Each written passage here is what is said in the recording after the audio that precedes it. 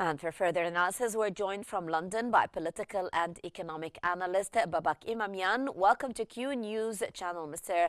Babak. Now, how does the IMF quantify the global economic risk posed by escalating U.S.-China trade tensions, particularly regarding restrictions on critical material exports?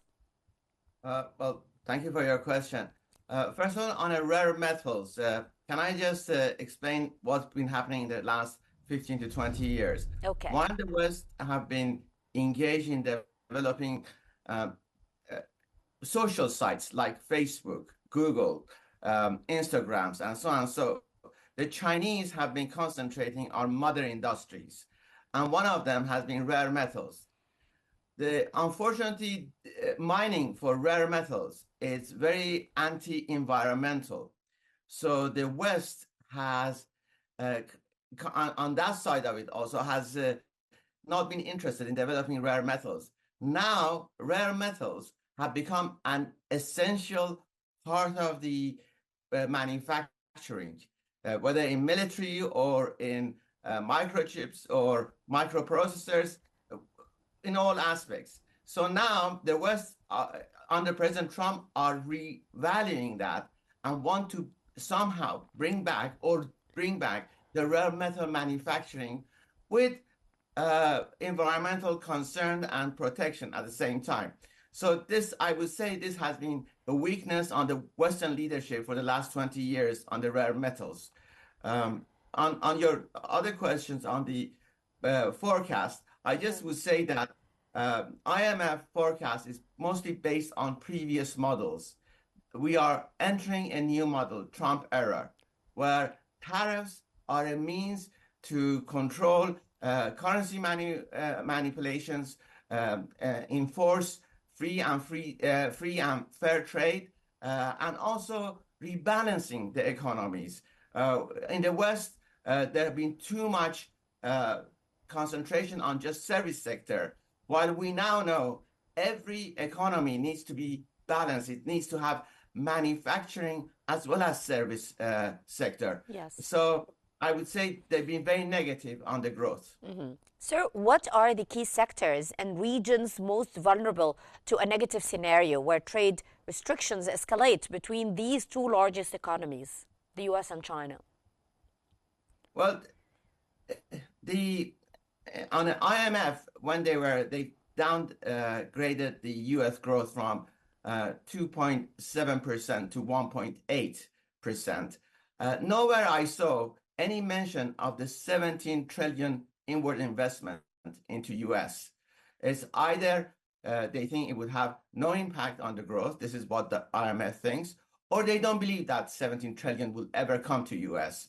I don't know which one is it, but having displacement of 17 trillion from world into US, it must have a positive impact on the growth, And it is such a large scale, 17 trillion.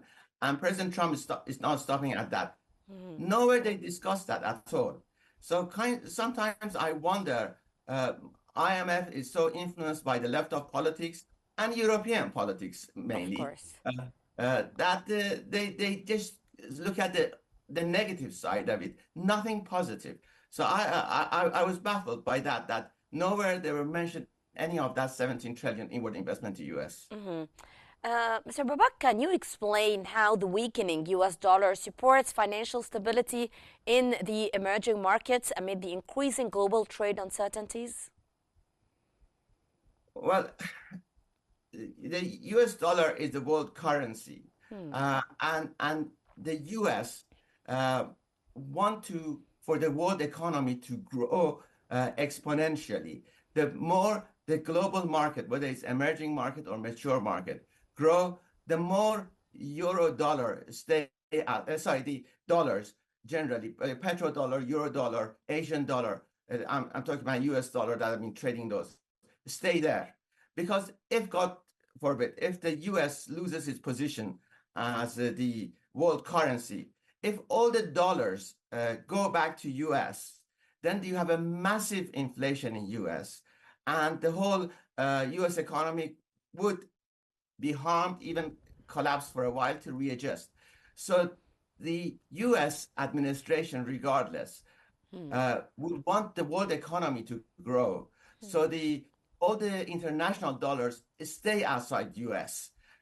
So that's why the reason why I mentioned that the management of US dollar by whether Fed or Treasury is not only for the benefit of US, but it's for the benefit of the global growth. Yes. So, in what ways is the IMF advising policymakers to mitigate the risks associated with this downside trade tension scenario? Well, I mean, the best way to mitigate everything is to have a positive attitude and go for the growth. And if you look at it in the Middle East, for example, with the peace negotiation which is going on, there will be less tension. So once there is less tension, there'll be more growth automatically. If we could somehow finish the tensions and the conflict in Ukraine, then the economy would grow. So the best mitigation is to have peace and then concentrate on peace and prosperity, on trade and prosperity. And this is so basic, and it's amazed everyone that the politicians, they just cannot accept this basic fact and follow that. And that is what President Trump has been saying. It's common sense policy. And how might heightened trade tensions impact global supply chains and long-term economic growth according to the IMF's current analysis? Well, we have to accept that capitalism, an important part of capitalism is competition. So part of that trade tensions would be competition rather than bad tensions. It's just pure competition between companies, between countries, and so on. And that's an accepted part of capitalism. If there is no competition, then the consumer would suffer. It is for the benefit of consumer in whatever country or wherever they are. So these trade tensions are, in a way, they are good because they make the economies leaner and more efficient. Well, from London, we were joined by political and economic analyst Mr. Babak Imamian. Thank you so much, sir, for your valuable insights.